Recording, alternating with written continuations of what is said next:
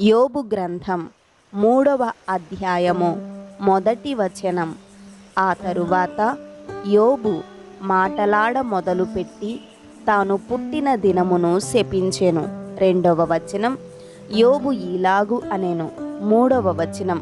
నా తల్లి గర్భద్వారములను అది మూయనందుకును, నా నేత్రములకు అది బాధను మరుగు చేయనందుకును నేను పుట్టిన దినము లేకపోవునుగాక.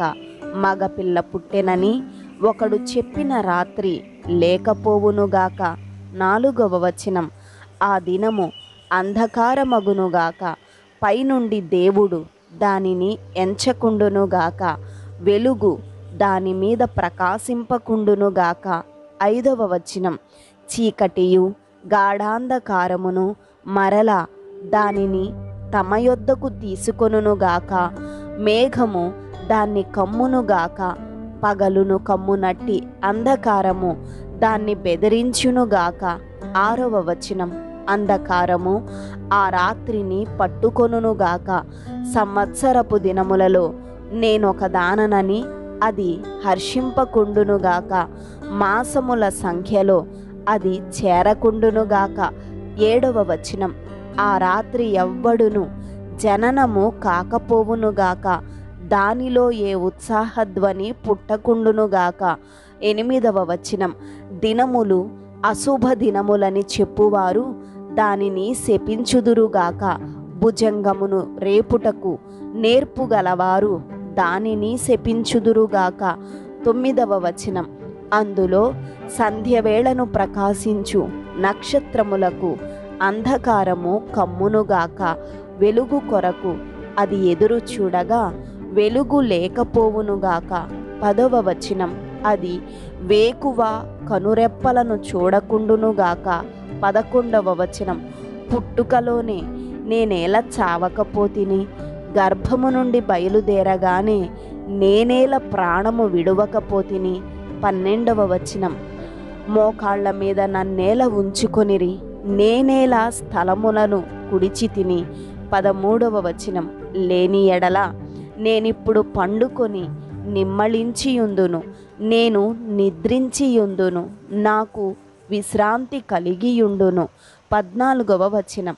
తమ కొరకు బీడు భూముల యందు భవనములు కట్టించుకొనిన భూరాజులతోనూ మంత్రులతోనూ నేను నిద్రించి నిమ్మళించియుందును. 15వ వచనం. బంగారము సంపాదించి తమ ఇండ్లను వెండితో నింపుకొనిన అధిపతులతో నిద్రించి విశ్రమించియుందును. 16వ వచనం. అకాల సంభవమై కంటబడకయున్న పిండము వంటి వాడనై లేకపోయి ఉందును, వెలుగు చూడని బిడ్డల వలె లేకపోయి ఉందును. 17వ వచనం. అక్కడ దుర్మార్గులు ఇక శ్రమపరచరు, బలహీనులై అలసిన వారు విశ్రాంతి నొందుదురు. 18వ వచనం. బంధింపబడిన వారు కార్యనియామకుల శబ్దము వినక ఏకముగా కూడి విశ్రమించుదురు. 19వ వచనం. అల్పులేమి ఘనులేమి అందరూ అచ్చట ఉన్నారు, దాసులు తమ యజమానుల వశము నుండి తప్పించుకొని స్వతంత్రులై ఉన్నారు. 20వ వచనం. దుర్దశలోనున్న వారికి వెలుగియ్యబడుట ఎలా, దుఃఖాక్రాంతులైన వారికి జీవమియ్యబడుట ఎలా. 21వ వచనం. వారు మరణమునపేక్షింతురు, దాచబడిన ధనము కొరకైనట్టు దానిని కనుగొనుటకై వారు లోతుగా త్రవ్వుచున్నారు గాని అది వారికి దొరకకయున్నది. 22వ వచనం.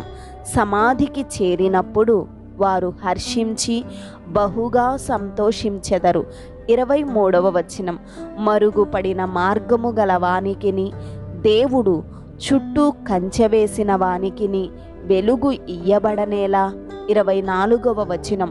భోజనమునకు మారుగా నాకు నిట్టూర్పు కలుగుచున్నది, నా మొర్రలు నీళ్ల వలె ప్రవహించుచున్నవి. 25వ వచనం.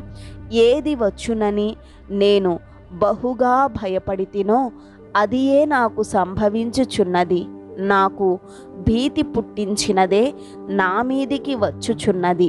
26వ వచనం, నాకు నెమ్మది లేదు, సుఖము లేదు, విశ్రాంతి లేదు, శ్రమయే సంభవించుచున్నది. ఆమేన్.